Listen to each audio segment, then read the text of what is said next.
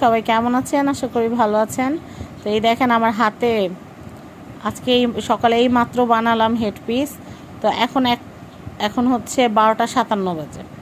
12টা 57 বাজে আমি সকালে নাস্তা খেয়ে এটা নিয়ে বসছি যে এটা বানাবো। মানে বানাইতে চাইছি একরকম, হয়েছে আরও বেশি সুন্দর।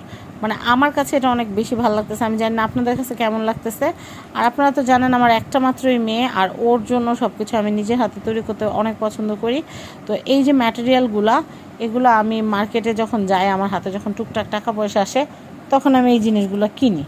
এই যে দেখেন এখানে কয়েক পদের কিন্তু ম্যাটেরিয়াল লাগছে। এই ম্যাটেরিয়ালটা লাগছে, এই ম্যাটেরিয়াল লাগছে, তারপর হচ্ছে এই যে এই ম্যাটেরিয়ালটা লাগছে, এই স্টোনটা লাগছে, তারপর হচ্ছে গয়না বাঁধার যে তার আছে সেটা লাগছে। একটু মেধা খাটায় বানায় ফেলছি।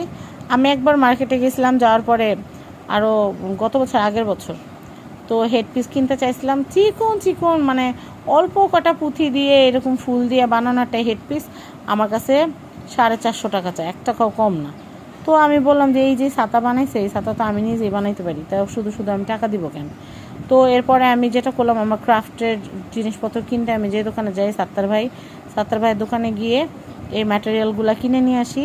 কিনে নিয়ে আসার পরে আমি আমার বাচ্চার ড্রেসের সাথে ম্যাচিং করে করে বানাই।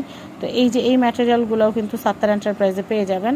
আমি সাত্তার এন্টারপ্রাইজের পেজটা মেনশন দিয়ে দেবো এই ভিডিওতে। তো আপনাদের কেমন লাগছে সেটা জানাবেন। আর এটা যদি আমি বিক্রি করতাম তাহলে এটার প্রাইস কত হইতো সেটা আপনারা বললেন।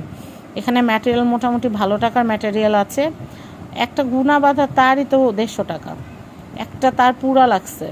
আবার এই ফুলটা আছে, এই ফুল পিস হিসাবে, পাতা পিস হিসাব, তারপর এগুলো হচ্ছে তোলা হিসাব, এই যে এইটা এগুলো তোলা হিসাব। তো আপনারা এই হিসাব করে বলেন এটার দাম কত হওয়া উচিত। আর কেউ যদি এরকম কি বানাইতে চান আমাকে জানাবেন। সবাই ভালো থাকবেন। আল্লাহ হাফেজ।